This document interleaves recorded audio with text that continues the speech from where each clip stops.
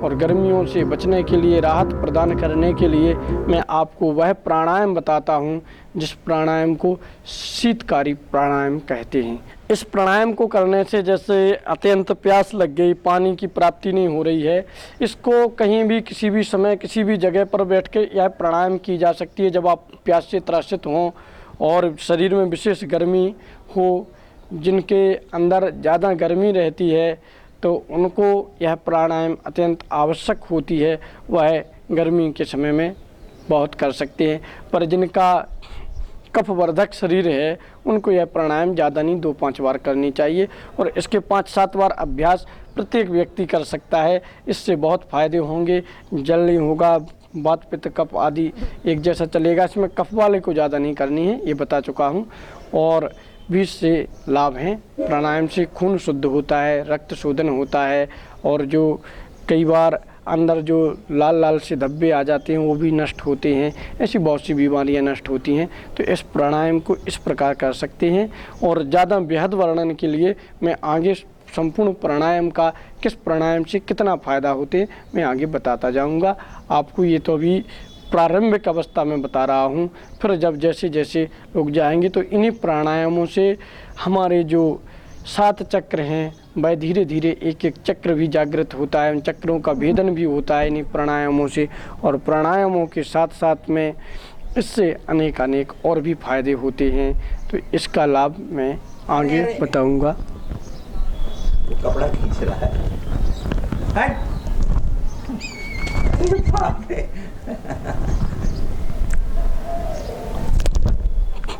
अरे बराबर मुकाबले में अब इनको यहीं रखना पड़ेगा, इतना तो आप काटना पड़ेगा आपको।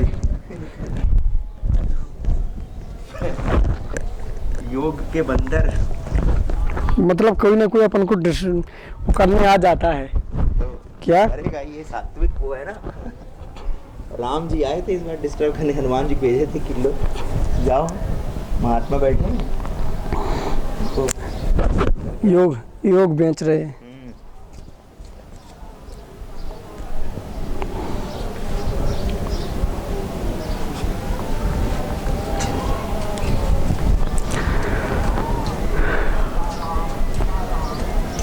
जी तो अभी जो शीतली प्राणायाम है इसको इस प्रकार करना है कि जिह्वा को बाहर निकालें और ऐसा मोड़ें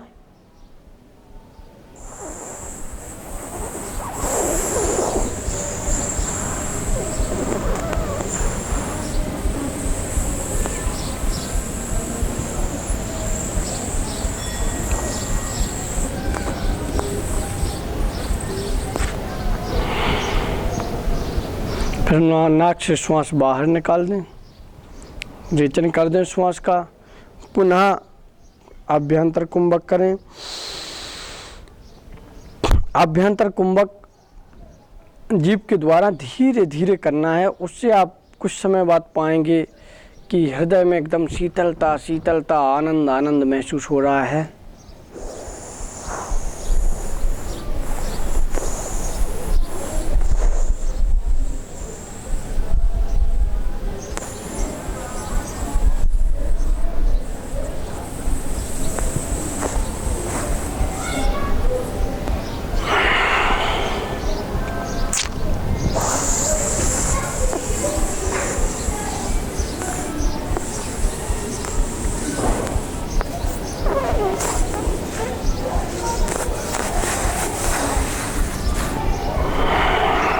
ऐसे इसका 5 से 7 बार अभ्यास कर सकते हैं।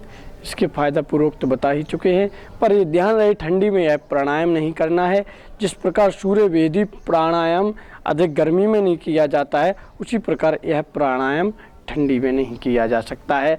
अब जो ज़्यादा मोटे व्यक्ति हैं उनके लिए कपालभाति अत्यंत आवश्यक है और वह कपालभाति कर सकते हैं। कपालभाति ऐसे करना है।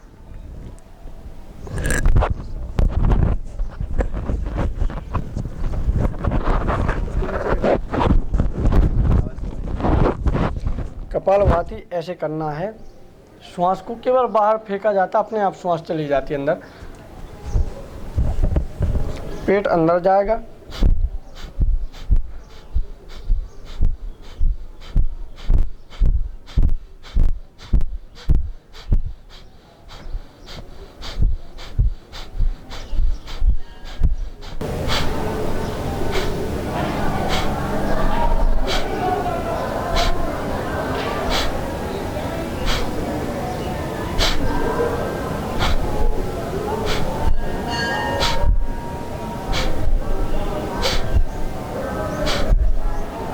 फिर इसी में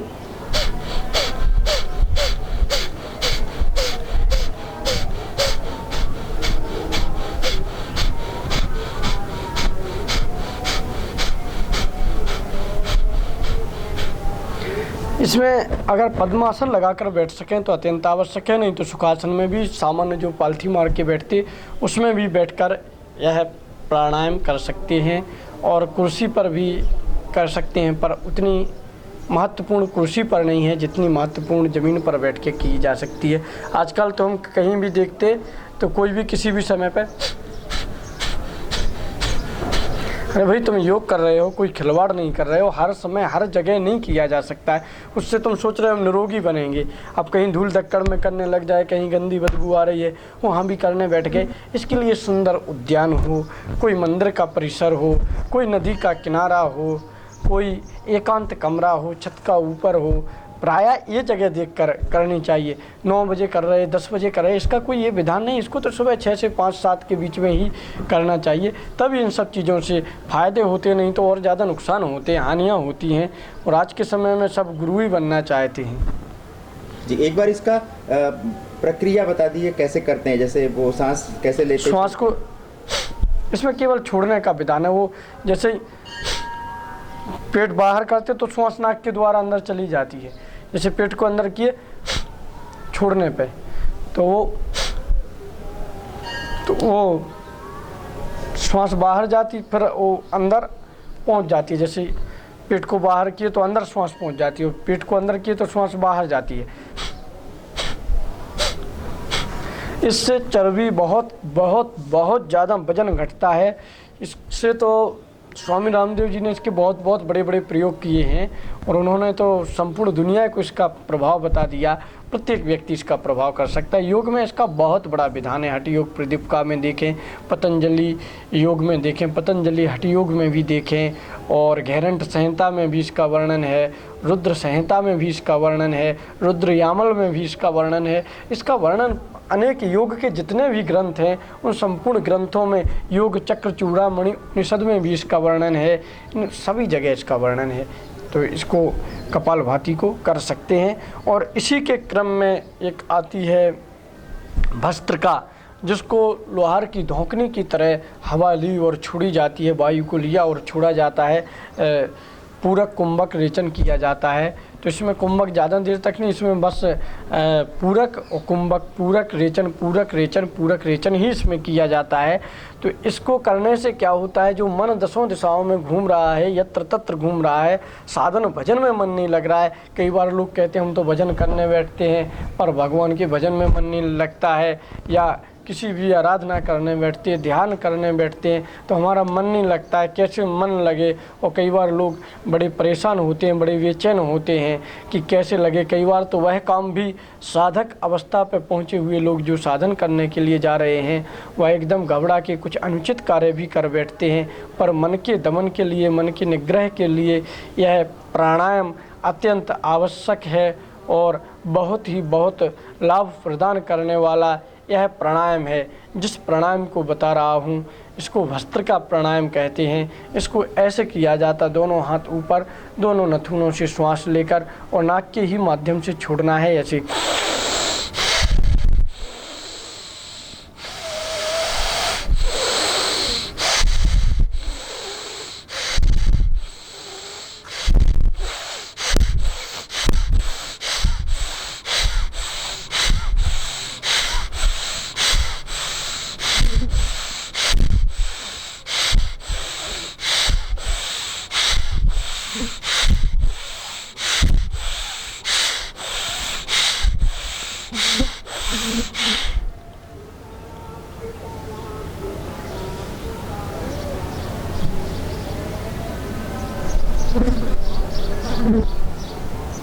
शांत बैठ जाएं। समाधि के लिए कोई उपाय करने की ज़रूरत नहीं, इसको 5-7 बार, पर इसको एक बार ही नहीं करना चाहिए, नहीं तो खुश्की चढ़ जाएगी और पागलपन वाली स्थिति आ जाएगी। और फिर कई बार साधक करने वाले जब ज़्यादा प्राणायाम करते करते खुश्की चढ़ जाती है तो वो अपने को सिद्ध मानने लग जाते हैं और कहीं भी चलने लग जाएंगे, नाचने लग जाएंगे, गाने लग जाएंगे, उसको उन्मनी अवस्था मान बैठते हैं। पर यह वह उन्मनी अवस्था नहीं है। उन्मनी अवस्था जब होती है तो पागलपन जैसी स्थिति रहती है, पर वह व्यक्ति पागल नहीं होता है, उसको अनेक पारलौकिक शक्तियों का दर्शन होता है, अनेक वह दृश्य दिखते हैं जिनकी कभी परिकल्पना नहीं की जा सकती है, जिसको इस मृत लोक में नहीं देखा जा सकता, वह दृश्य दिखते हैं। ज़्यादा प्राणायाम करने से अनहद नाद सुनाई देने लगता है, जिसकी कोई हद नहीं होती, उसको कहते हैं अनहद। जिसको बजाया नहीं जाता है, जिसको ज़बरदस्ती बजाया जाता है वो हद वाला है, पर ये अनहद है, इसको बजाया नहीं। पर तो कभी इसमें वीणा सुंदर सुंदर सुनाई देता है, कभी मुरली की तान, वंशी की तान सुनाई देती है, और कभी इसमें सुंदर मृदंग सुनाई देता है, तो कभी तबला सुनाई देता है, तो कभी सायरन सुनाई देता है, तो अनेक वाद्य यंत्र इसमें सुनाई देते हैं और इससे बहुत ही फायदे होते। इसको करने से फिर इसमें शांत बैठना पड़ता है, 4-5 बार की जाती है, फिर इसको शांत बैठकर फिर धीरे धीरे लय योग साधना में पहुंच जाता है, फिर वही समाधि की योग अवस्था में। तो इसको मैं समाधि के प्रकरण में बताऊंगा, आगे ध्यान के प्रकरण में बताऊंगा कौन कौन सी फ़ायदे होते हैं, कौन कौन से लाभ होते हैं इसको करने से। इसको 5-7 बार करना चाहिए। और ध्यान दें, यदि प्राणायाम करते करते खुश्की चढ़ जाए या दिमाग घूमने लग जाए या कुछ पागलपन वाली स्थिति आ जाए, तो उसमें शुद्ध देसी गाय का जो घृत होता है, उस गाय के घृत में यदि पंचगव्य घृत बना सकें तो वो अत्यंत आवश्यक है और बहुत ज़्यादा फायदा होता है। तो उससे क्या है, ये सब लोग कर सकते हैं, डिप्रेशन के मरीज और जो ज़्यादा समय तक कंप्यूटर चलाते हैं या मोबाइल इस्तेमाल करते हैं, जिनको ऐसी ये अनेक प्रकार के रोजगार हैं कंप्यूटर चलाना, तो उनके अंदर डिप्रेशन, तनाव, टेंशन और चिड़चिड़ापन आदि यह रोग आ जाते हैं। तो इन रोगों से मुक्ति पाने के लिए देसी गाय का गौमूत्र और गौघृत, दही और दूध और घी, ये 5 चीज़ें मिलाकर इसको बहुत समय तक उबाला जाता है और इसको पंचगव्य बनाने की विधि बताएंगे कैसे बनाया जाता है। फिर वो पंचगव्य घृत जो बन जाता है उसको लगाने से अनेक फ़ायदे होते हैं। और इस पर तो नासा के वैज्ञानिकों ने, जो नासा संस्था है उसने बहुत शोध किया है। और इसमें जो हमारे विश्व की सबसे बड़ी गौशाला पथमेड़ा गौशाला है, उस गौशाला के परम पूज्य ब्रह्म ऋषि पूज्य दत्त शरणानंद जी महाराज जी ने तो कई लोगों को इससे ठीक भी किया है। पंचगव्य घृत के उपचार से अनेक पागलपन वाली स्थितियों को भी ठीक किया है, और जिनके हाथ पैर नहीं चलते थे उनको गौमूत्र से भी ठीक किया है। तो गौमूत्र से अनेक बीमारियां योग और गौमूत्र से ठीक हो जाती हैं। इसलिए मैं हमेशा कहता हूं कि गाय रखें, और गाय और योग एक दूसरे के पूरक हैं, बिना गाय के योग नहीं हो सकता। आपको कब खुश्की चढ़ जाए, कब घृत की ज़रूरत है तो उससे प्राप्त होगा। आपको प्राणायाम करनी है तो आप 2-5 बूंद गाय का घृत छोड़ के अग्नि में, और जब उस धुएं में प्राणायाम करेंगे तो उससे तेज की वृद्धि होगी और शरीर में अनेक प्रकार के जो रोग हैं वह रोग नष्ट होंगे। इसमें करीब 80 प्रकार के रोग नष्ट होते हैं और गौमूत्र पीने से 130 प्रकार के रोग नष्ट होते हैं। जिन रोगों के विषय में हम नहीं जानते वह रोग भी नष्ट होते हैं, और अनावश्यक चर्बी भी घटती है, और जो हड्डी में जो पाप बैठ जाता है वह भी नष्ट होता है। इसलिए गौमूत्र प्रत्येक व्यक्ति को पीना चाहिए, उससे बहुत फ़ायदे होते हैं। जो तत्काल में छोटी बछिया का यदि गौमूत्र निकाला जाए तो उससे और ज़्यादा फ़ायदे होते हैं। और प्रत्येक गाय के गौमूत्र पीने का विधान है। लाल वर्ण की गाय का मूत्र क्या काम करता है, श्वेत वर्ण की गौमूत्र क्या काम करता है, गाय का मूत्र, ऐसे सबका विधान है। तो गौमूत्र से ये भी फ़ायदे होते हैं। और मैं कुछ बताऊँगा आगे कि पेट का कब्ज कैसे दूर होगा, उसमें गौमूत्र के माध्यम से हरणों को शोधित कैसे किया जाता है वह भी प्रक्रिया आगे बताऊंगा।